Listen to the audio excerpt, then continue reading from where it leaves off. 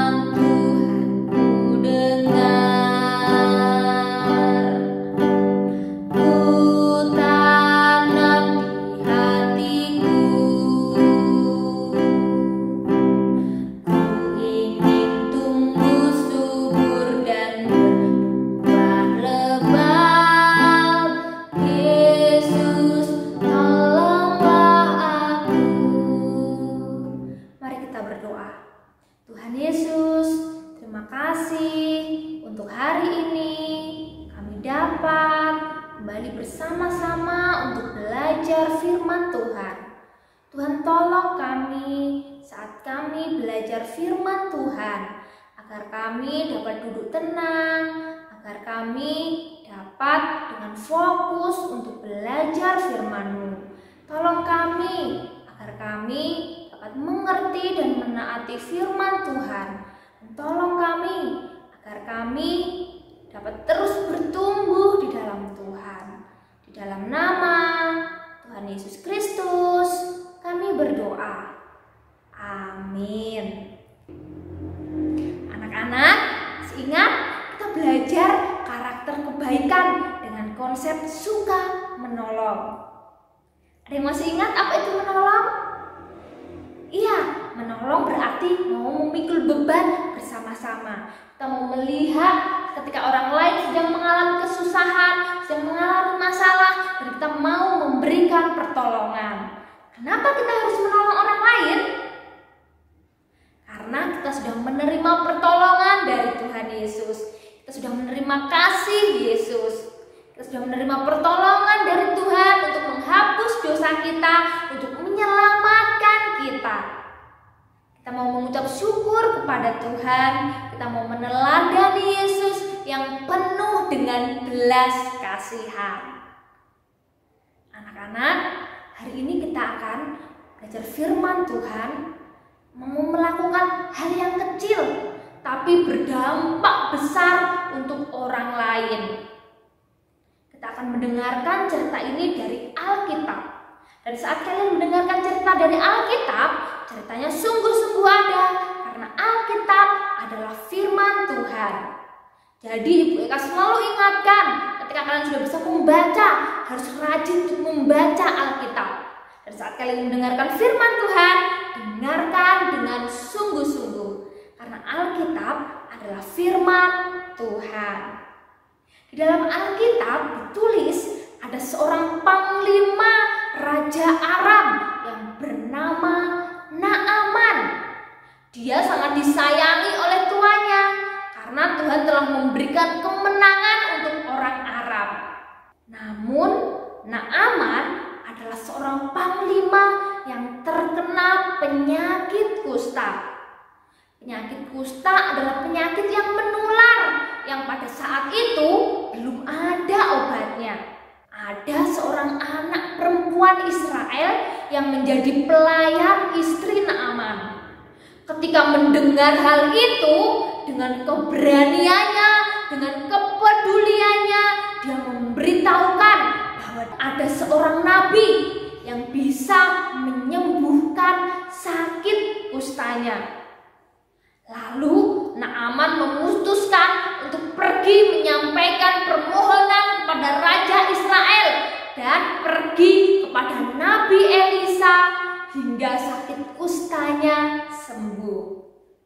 Anak-anak, apa yang dilakukan oleh anak perempuan Israel itu adalah hal yang kelihatannya kecil, hanya menyampaikan informasi atau berita atau hal yang dia tahu.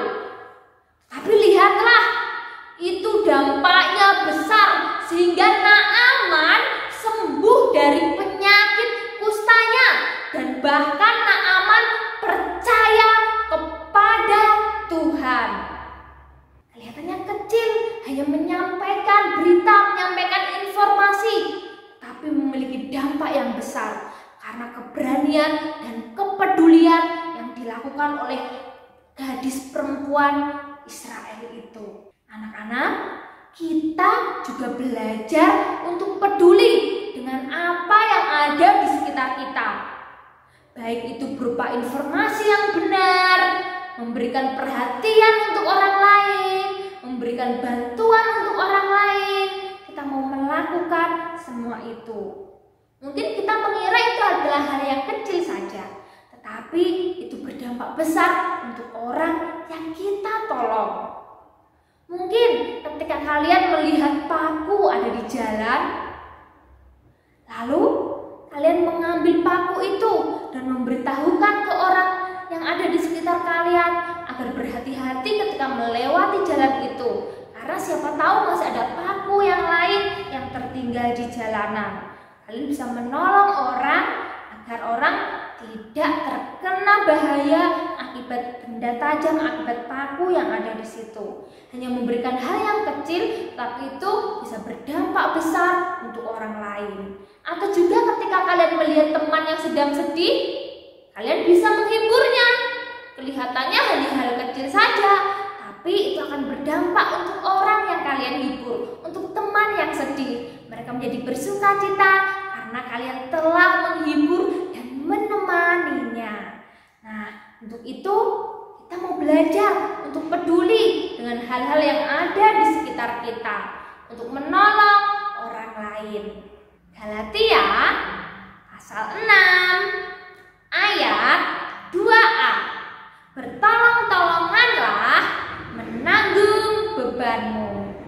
Galatia pasal 6 ayat 2a. Bertolong-tolonganlah menanggung bebanmu. Itulah perintah yang Tuhan berikan agar kita saling tolong-menolong dan peduli terhadap orang lain. Karena saat menolong tidak harus selalu hal-hal yang besar, hal-hal yang kecil pun kita bisa lakukan.